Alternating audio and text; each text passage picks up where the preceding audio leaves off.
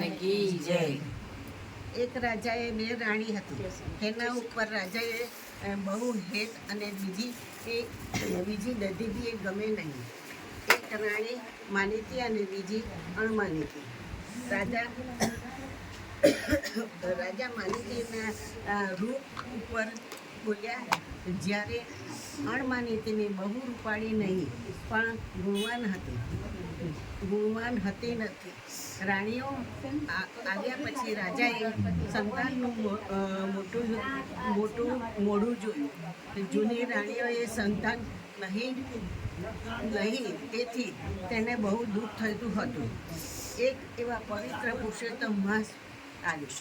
તે જૂની રાણીએ શ્રદ્ધાપૂર્વક ઉત્તમ પુરુષોત્તમ વ્રત કરવાનું ટાટ માંડ્યું. ત્યારે નવી રાણીએ તેની ઠેકડી ઉડાડવા માંડી.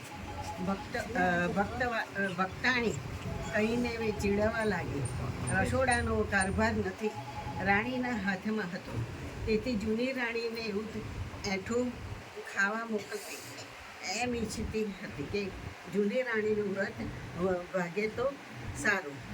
જૂની રાણીએ સમય વર્તીને ઉપવાસ કરવા માંડ્યા.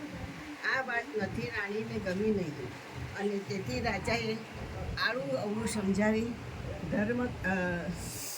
ધર્મ કરી રહેલી જૂની રાણીને મહેલમાંથી હાકી કઢાવી.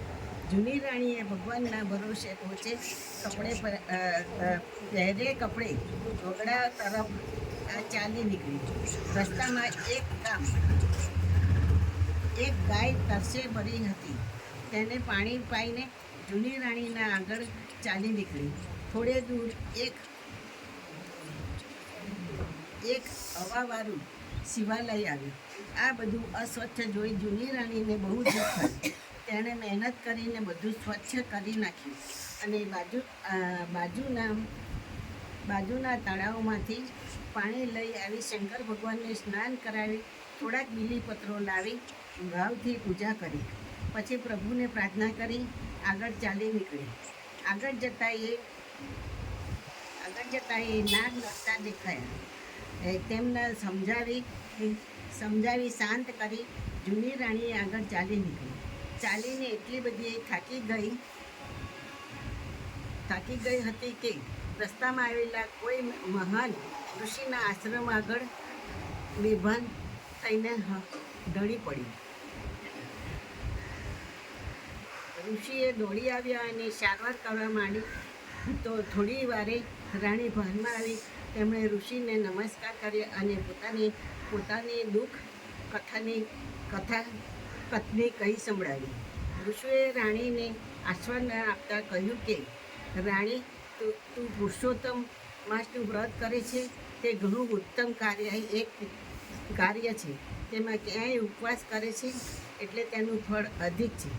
વ્રત કરનારું પુરુષોત્તમ ભગવાન પ્રસન્ન રહે છે. માટે તું મારા મહેલે પાછી જા. રસ્તામાં તારું કંદરૂપાપણું મટી જશે. તું રૂપાળી થઈશ અને તારા વ્રતના પ્રભાવથી તારી શોક્ય તથા રાજા તારું સન્માન કરશે.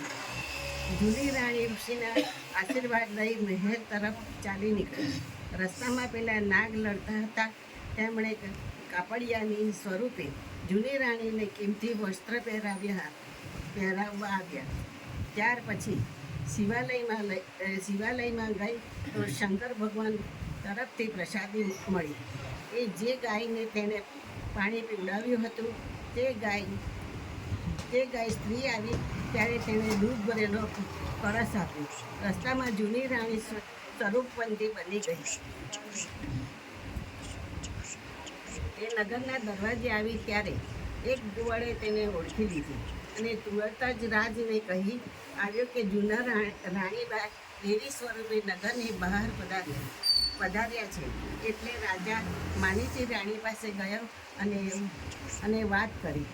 અણમાનીતી રાણીના ગયા પછી રાજા અને નવી રાણીઓ ઘણો પસ્તાવો થયો હતો, પણ દુઃખ થયું હતું. તેથી તેઓ વાજતે ગાજતે નગરના દરવાજે આવી અને અણમાનીતી રાણીને હેતથી બોલાવી સોના રૂપાના ફૂલોથી વધાવી વાજતે ગાજતે મહેલમાં લઈ આવ્યા.